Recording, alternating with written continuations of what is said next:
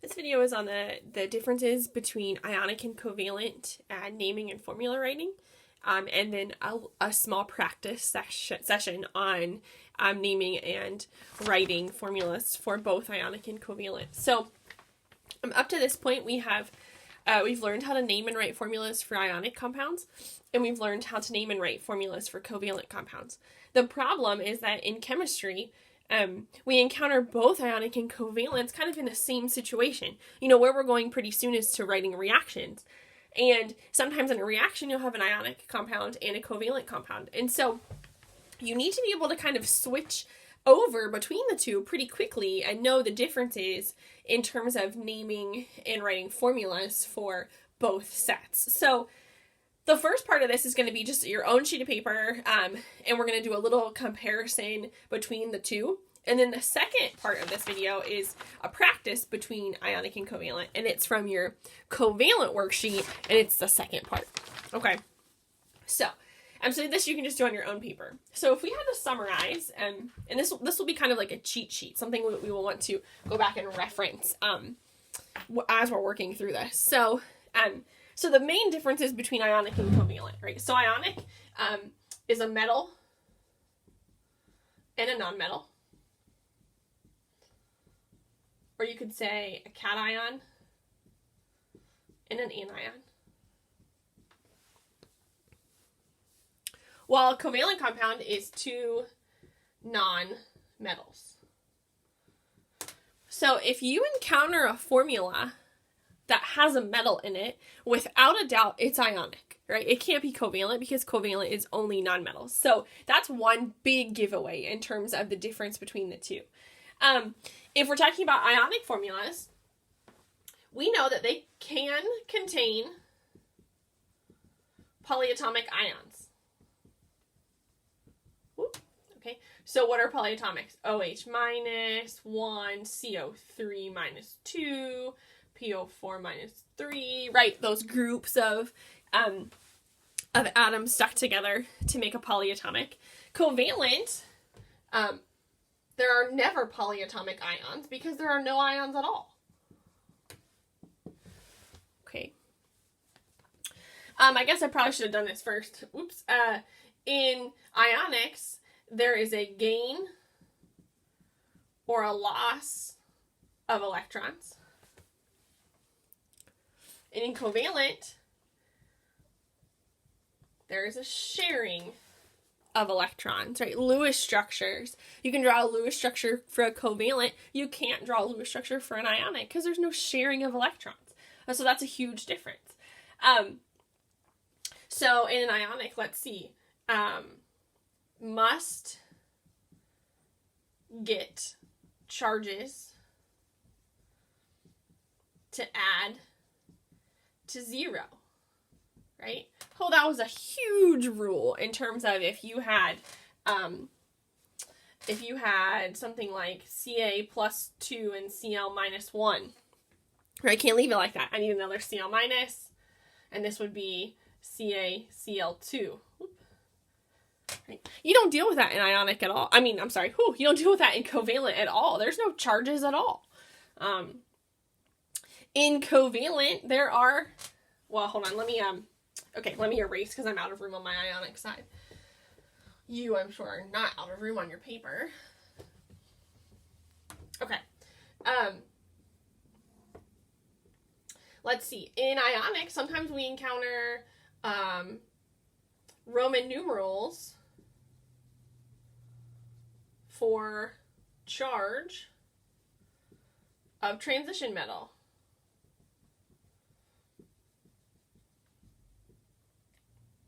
Remember, transition metals can be more than one charge, and so we have to tell our reader what charge we're dealing with. However, in covalent, there's no transition metals at all, so you'll never see a Roman numeral.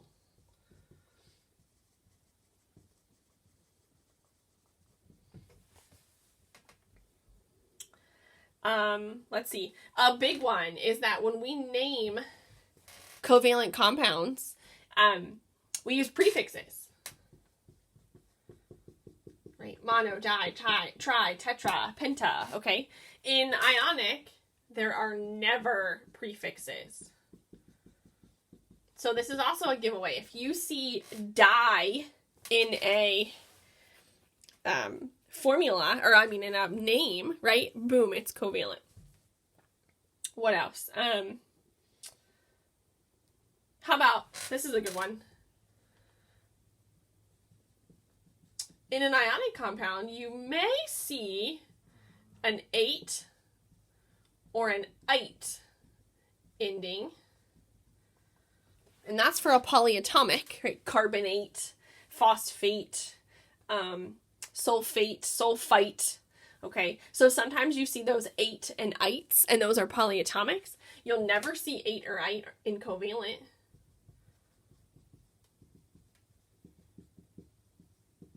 Because remember, there are no polyatomics. Okay, if there are no polyatomics, then you're never going to see an 8 or an ite in the name. Simple as that. And then, what do they have in common? Not a lot, but one thing they have in common is that they can end with "ide." Okay. So, oh, sorry, that's at the very bottom of your screen. I apologize. There you go. So both can end in "ide." Okay, so that's really not something that's going to tell you if it's ionic or covalent, but all these other things are. Okay, so how do we use this information to kind of name and write formulas when they're all mixed together? So let me put some practice up here. And this is from your covalent sheet. It's the bottom part, okay, right here. And we'll do both sections together as practice. So the first one is naming.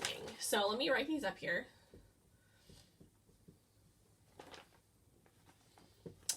And we will work through this together.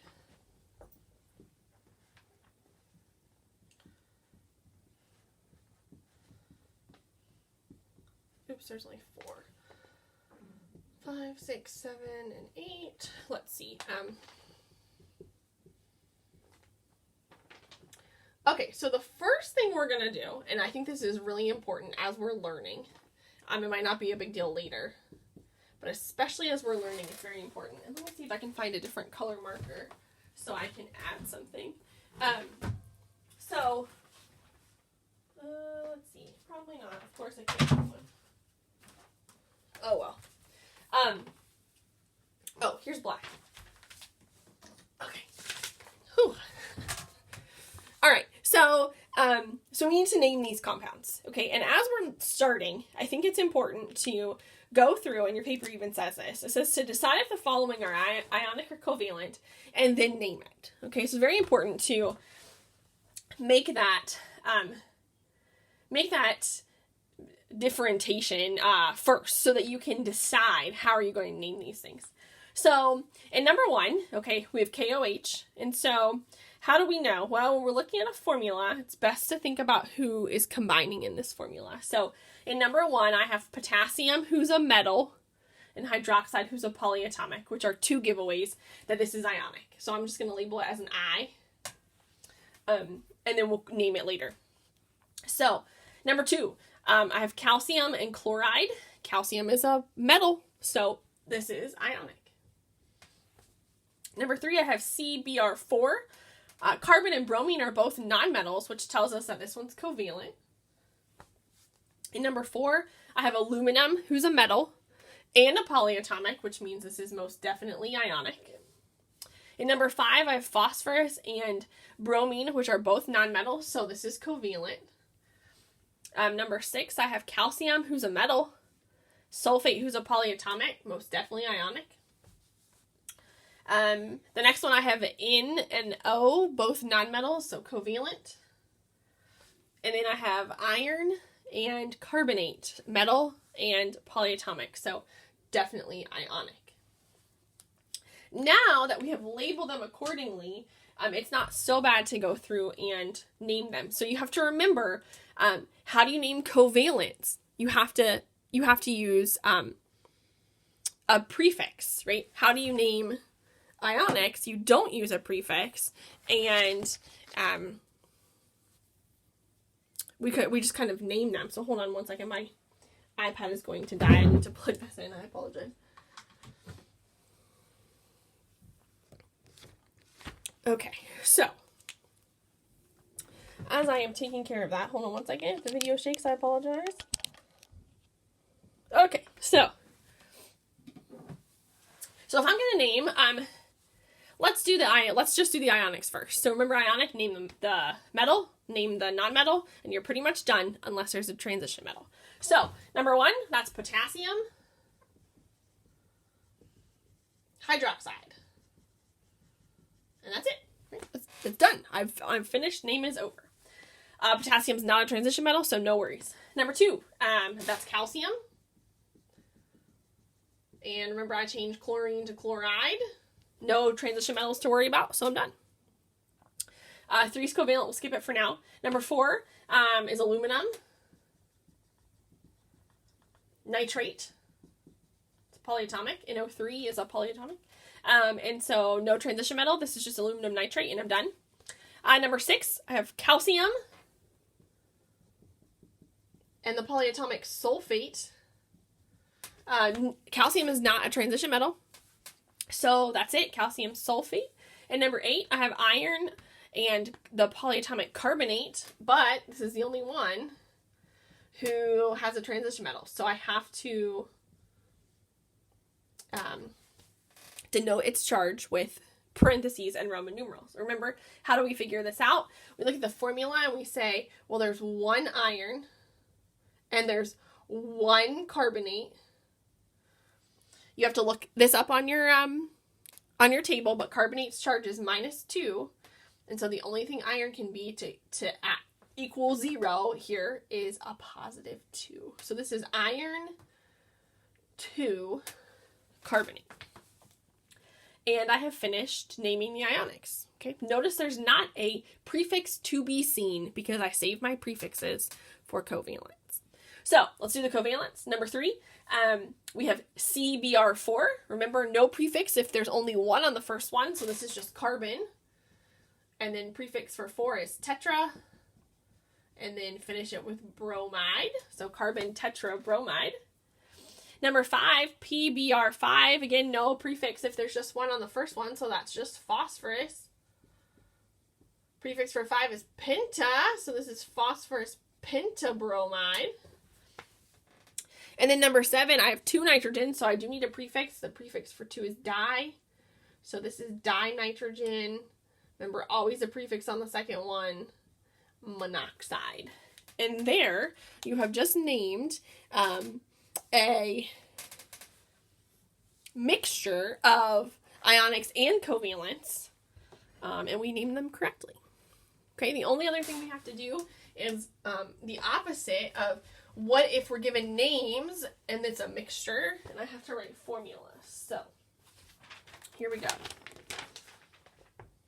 Give me just a second to write these. Remember, at any time you can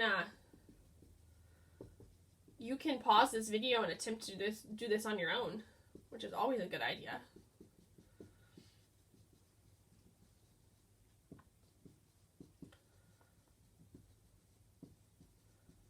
But if you feel uncomfortable with that, of course, you can just follow along with me.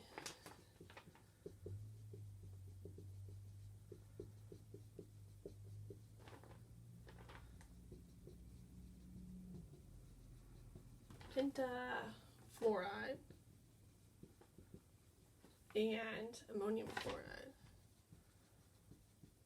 Okay, so again, just like before, as we're learning, I think the most important thing to start out with first is identifying whether these things are ionic or covalent. That's so important because remember, in ionics, you have to get those charges equal to 0. In covalents, there are no charges at all. So if you don't identify them as ionic or covalent, you're going to be a little bit turned around initially. So let's do that first. In looking at names, probably the easiest thing to look at is if there's a prefix. Okay, so and that's a dead giveaway that it's covalent. So the first one, I see tri. So absolutely, without a doubt, number 1's covalent. Number 2, no prefixes. I see a Roman numeral. I have cobalt. It's a metal. Definitely ionic. Number 3, potassium bromide, no prefixes, plus potassium's a metal. This is also ionic. Number 4, potassium sulfate. I have potassium, a metal, sulfate, a polyatomic, ionic. Number 5, I see penta right off the bat. It's definitely covalent. You can always double check yourself. Sulfur and fluorine are both nonmetals. And then number 6, ammonium chloride. Ammonium's actually a polyatomic. It's one of your positive polyatomics. And so knowing I have a polyatomic, this is ionic. All right, so now going back and writing a formula, covalent is the easiest one to do. Remember, in covalent, all I do is look at my prefixes. So in the first one, I have selenium trichloride, which means I must have 1 selenium and 3 chlorines. Whoops. And that's it. That's all I have to do to write a formula. In number 5, I must have 1 sulfur, and penta means 5, so I have 5 fluorines. So this must be SF5. For number 5. Now those are the easy ones. The covalent ones are slightly more difficult because you must account for your charges. So remember, we're going to write down all the charges and equal them out. So in number 2, cobalt 3, I'm trying to tell you that it's cobalt plus 3. Chloride is Cl minus 1. Okay, and if you don't need to write these things down, you don't have to anymore. But it's still a good idea if this is a little bit of a struggle for anybody. So I have a plus 3 and a minus 1. Have to get them to add to 0. So I need 2 more chlorines. Negative 3 plus 3. So COCl3 is this formula. Number 3, potassium bromide. So potassium is K plus 1. Bromine is Br minus 1. And this is the one we want to see all the time because they're already equal. So this is just K Br. Right? Notice none of my formulas have any charges because they have all canceled out. And number 4 is potassium sulfate. When you see 8, you should know that's a polyatomic. Okay, this is not sulfur. So potassium plus 1, I need to go look up sulfate on my chart. Sulfate is SO4 minus 2. My charges are not equal. I need a second potassium. Now they are equal, so this is K2SO4. And then my very last one, ammonium chloride. We already referenced that ammonium's a polyatomic. It's NH4 plus 1. Chlorine is minus 1. So again, the ones we want to see all the time, this is just NH4 Cl. And that is how you tell the difference between ionic and covalent, and that's kind of how you approach mastering naming and writing formulas when they're all mixed together, which is, of course, a very big deal in chemistry.